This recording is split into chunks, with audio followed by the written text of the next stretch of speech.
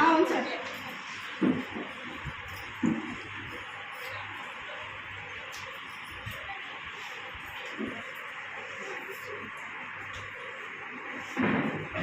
అక్కడ తీసుకో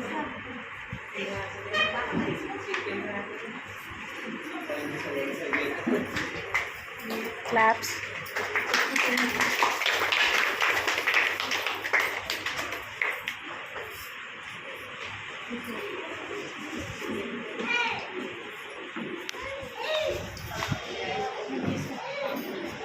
Ajay అకేనా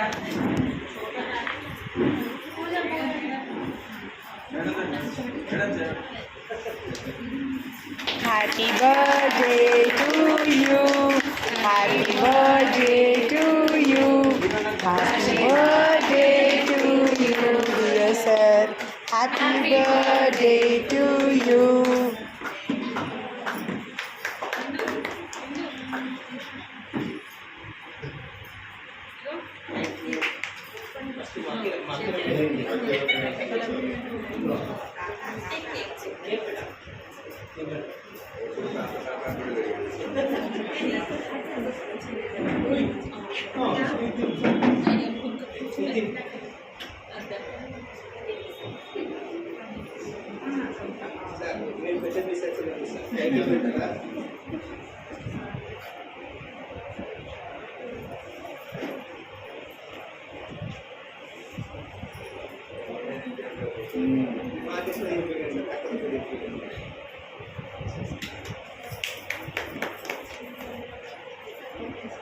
Claps.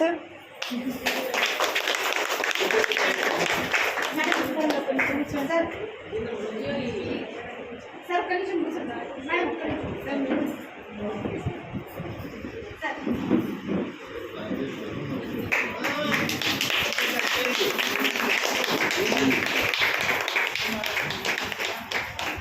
Sir sir కూర్చోండి సార్.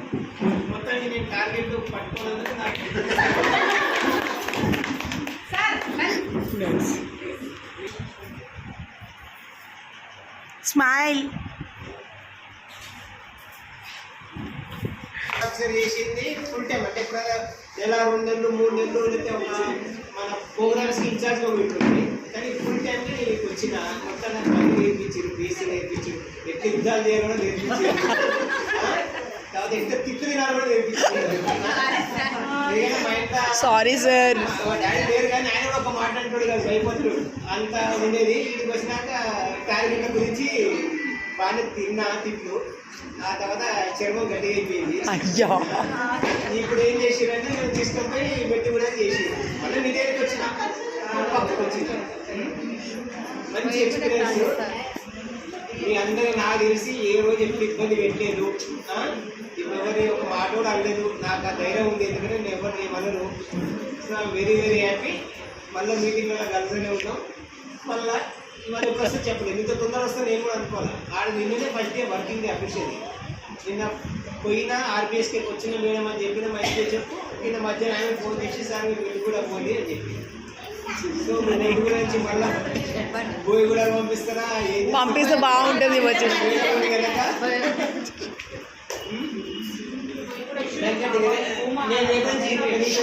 నాకు సార్ లొకేషన్ నేను మళ్ళీ సార్ కలుస్తాను. All the best. టార్గెట్ చేసి కాదని తెలిసిపోయింది. లాస్ట్ ఏంటంటే అర్థం చేసుకున్నాడు, ఏ మీద కూడా లాభం లేదు, నేనైతే ఇది కావాలి అని చెప్పి ఇప్పుడు వేరే ఇబ్బందులు ఏం పెట్టాక వెరీ హ్యాపీ. నేను ఎప్పుడు సంతోషంగా చేసిన ఎప్పుడు ఈ ఒక పవర్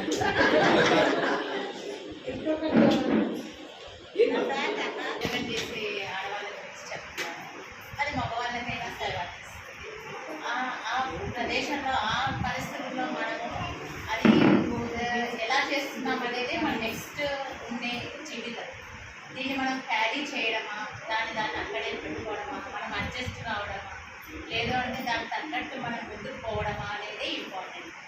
మనకు అనుకున్నట్టు పరిస్థితులు ప్రతి దగ్గర ఉంటాయి, ఉండకపోవచ్చు. దాని తగ్గట్టు మనమే దాన్ని అడ్జస్ట్ కావడము, అది ఆరోగ్యకరంగా మనకు మంచిది, మనం పనిచేస్తున్న దగ్గర మంచిది. ముఖ్యంగా ఆడవాళ్ళకి ఏంటంటే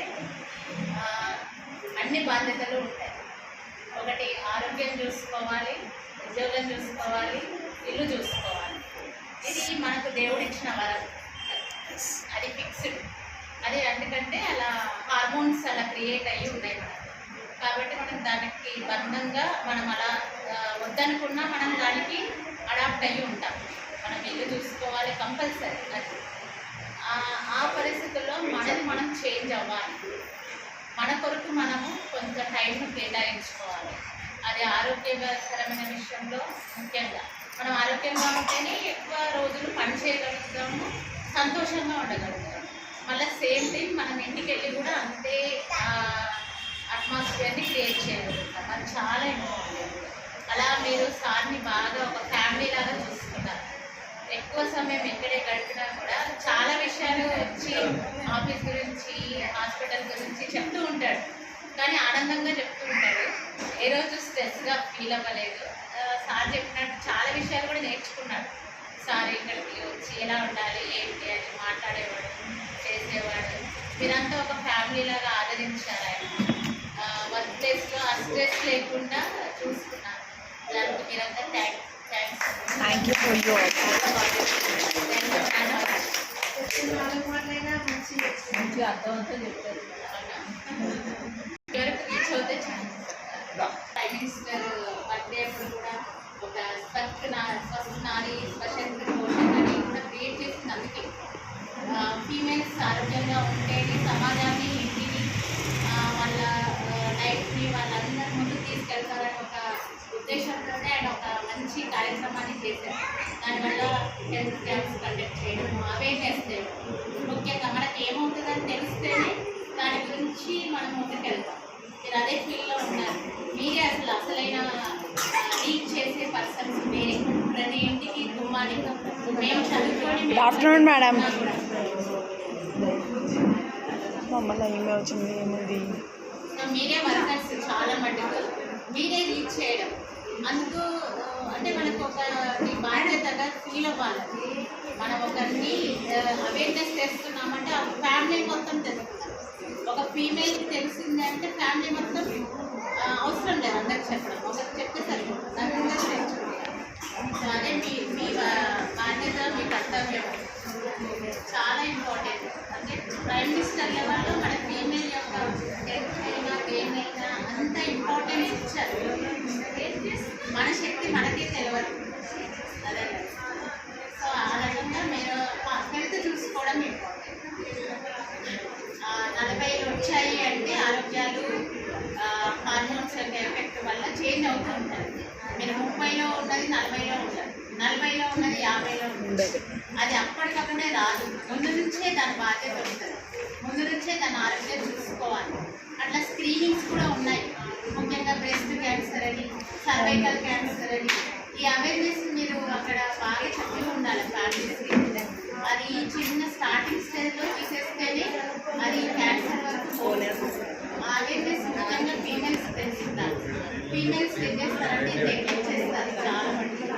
తెలిస్తే ఏమవుతుందా, ఏం కాదులే అని చెప్పేసి అంటుతూ ఉంటారు. సో అది వాళ్ళు దాన్ని ఎలా అంటే అది ఒక ముఖ్యమైన విషయం. ఒక జ్వరం వస్తే ఎలా అవుతాం డాక్టర్ దగ్గరికి, అలాగే ఒక ఫీమేల్ హెల్త్ ప్రాబ్లమ్స్ వస్తే అలా పోవాలి, చూపించుకోవాలి.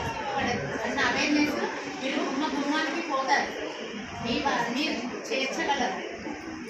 అది ఓపెన్గా చెప్పే కంటే గుమ్మానికి వెళ్ళి ప్రతి మహిళకు ఈ అవేర్నెస్ చేస్తే చాలా మంచిగా ఆరోగ్యాలన్నీ క్యాన్సర్ వరకు పోకుండా సహాయపడతారు. వ్యాక్సిన్స్ ఉన్నాయి మనకు చాలా. సర్వైకల్ క్యాన్సర్కి వ్యాక్సిన్స్, ఆ వ్యాక్సిన్స్ ఇవ్వడానికి వాళ్ళను తెలియాలి. ఫస్ట్ ఉన్నాయి అని తెలియాలి, తీసుకోవడం తర్వాత. ఫస్ట్ ఉన్నాయి లేదని కూడా రీచ్ అవ్వాలి మొత్తం అందరికీ. అది కూడా ఇంపార్టెంట్. అది కూడా 45 ఏళ్ళ లోపల వరకు అందరూ తీసుకోవచ్చు. 18 ఏళ్ళ నుంచి అందరూ తీసుకోవచ్చు. అది సర్వైకల్ క్యాన్సర్ని ప్రివెంట్ చేయడం. అట్లాగే బ్రెస్ట్ క్యాన్సర్, బ్రెస్ట్ క్యాన్సర్ ఒక ముందుకే ఎవరు బ్రెస్ట్ వాళ్ళ సెల్ఫ్ ఎగ్జామినేషన్ చేసుకోవడం అనేది చాలా ఇంపార్టెంట్. అవేర్నెస్ కూడా మీరు ప్రతి గుమ్మానికి ఏమైనా కొంచెం గడ్డలు కనిపించినా డాక్టర్ దగ్గరికి వెళ్ళాలి, టెస్టులు చేయించుకోవాలి అని చెప్పేసి వాళ్ళకి అవేర్నెస్ తేవాలి. టెస్ట్ని ముందు వరకు అది కూడా బ్రెస్ట్ క్యాన్సర్ చాలా ఈజీ అంటే ఫీమేల్స్ బ్రెస్ట్ క్యాన్సర్ ఈ రెండు చాలా వస్తుంది. మేము హోమియోపతిగా మేము పిల్లలు పీసీఓడి ఇప్పుడు ప్రతి ఒక్కరికి అమ్మాయిలు మెన్స్ట్రుయేషన్ వచ్చింది అంటే అయిపోయి ఇక పీసీఓడి స్టార్ట్ అవుతుంది. ఎంతమందికి మా దగ్గరికి చాలామంది ట్రీట్మెంట్ వస్తూ ఉంటారు అమ్మాయిలు. స్కూల్ ఏజ్లో 12 ఏళ్ళ నెలసరి వచ్చిందంటే నాకు 15 ఏళ్ళ నుంచి ఉంటున్నారు జనాలు అమ్మాయికి. ఇంటర్ చదువుతున్న శ్రీ చైతన్యలో నీట్ కోచింగ్ అని వెళ్తారు, ఇంజనీరింగ్ చదువుతారు, ఇంజనీరింగ్ మెడికల్ కాలేజ్లోకి వెళ్తారు. పీసీఓడి ఇవి చాలా కామన్ అయిపోయింది. దానికి కొన్ని రోజులు మంచిగా హార్మోనల్ మందులు వాడతారు, ఆ తర్వాత తీసేయాలి అంతే. ఆపరేషన్ మళ్ళీ రావాలి కామన్ అయిపోయింది. సో ఇదంతా బిజినెస్ అవేర్నెస్.